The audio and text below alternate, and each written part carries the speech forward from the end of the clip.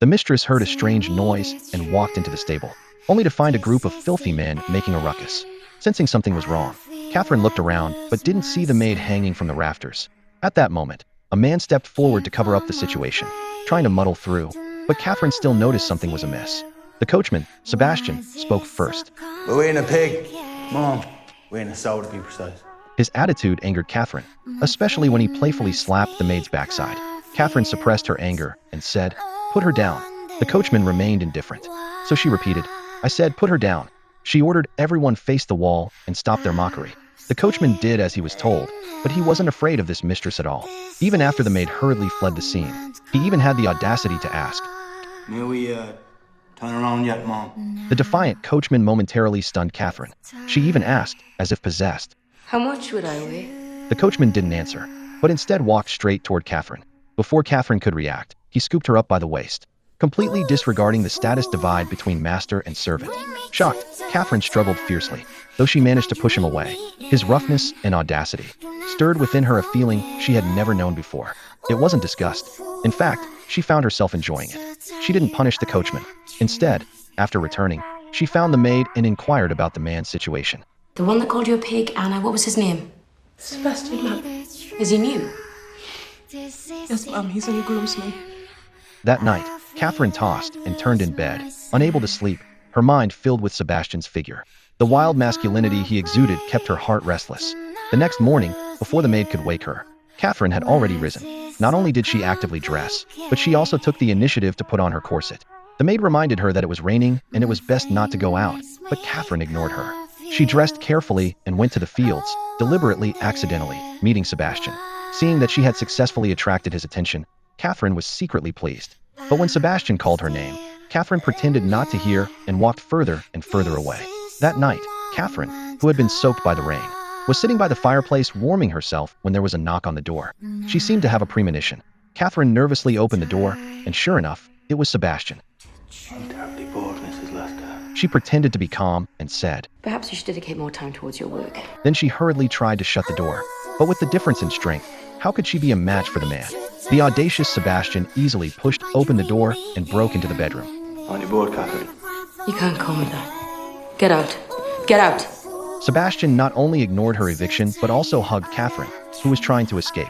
In this contest between a man and a woman, Catherine went from initial resistance and struggle to eventual acceptance, and even role reversal.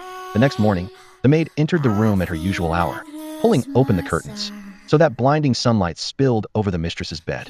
Catherine was lying naked on the bed, her clothes scattered all over the floor. The maid didn't say anything, just silently picked up the clothes, and then wisely left the scene as if nothing had happened. Catherine, who had been pretending to sleep, burst out laughing, as if she had won a battle. From then on, Catherine became even more unscrupulous, impatiently pulling Sebastian into her room before dark. The maid saw everything through the keyhole. Soon after, Catherine's father-in-law returned. She was once again forced to tighten her corset, sit upright on the sofa, and play the role of the mistress of the manor. Catherine thought that her actions these days had been done without anyone noticing. But little did she know that her father-in-law had already known everything. He rushed into the stable and gave Sebastian a vicious beating, and ordered someone to keep a close eye on Catherine. Upon learning the news, Catherine was anxious.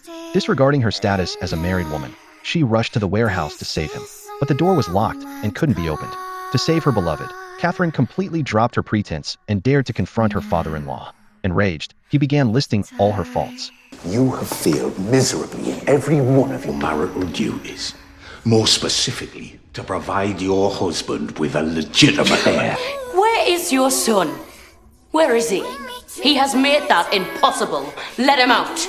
Catherine's defiance earned her a slap from her father-in-law. But this slap didn't subdue her. Instead, it awakened the demon in Catherine's heart.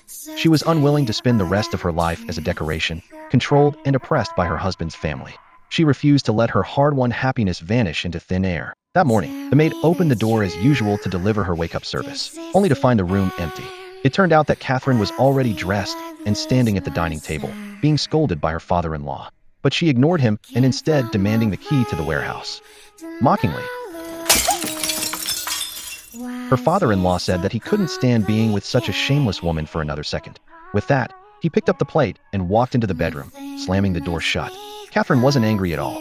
Instead, she calmly picked up the dining table chair and used it to block the bedroom doorknob. then leisurely sat down at the dining table and ordered the maid to stop her work and sit down to eat with her. Catherine chatted with her as if nothing had happened. But the maid couldn't remain calm because there were cries for help coming from the room.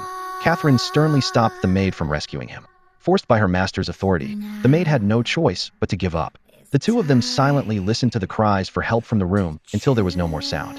Only then did Catherine order the maid to find a doctor.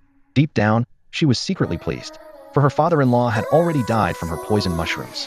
She immediately rushed to the stable and released Sebastian. Everything was as Catherine had expected. Her father-in-law was finally dead, and her husband, upon learning the news, only sent a letter saying that he couldn't attend the funeral and asked Catherine to take care of everything. Catherine, dressed in mourning clothes, received relatives and friends numbly, with no trace of sadness in her eyes, but rather a hint of suppressed joy, because now at last, she could live shamelessly and freely with Sebastian, the only witness to the truth. The maid was too terrified to speak. Catherine, immersed in happiness and sweetness, completely forgot that she had a husband who was about to arrive.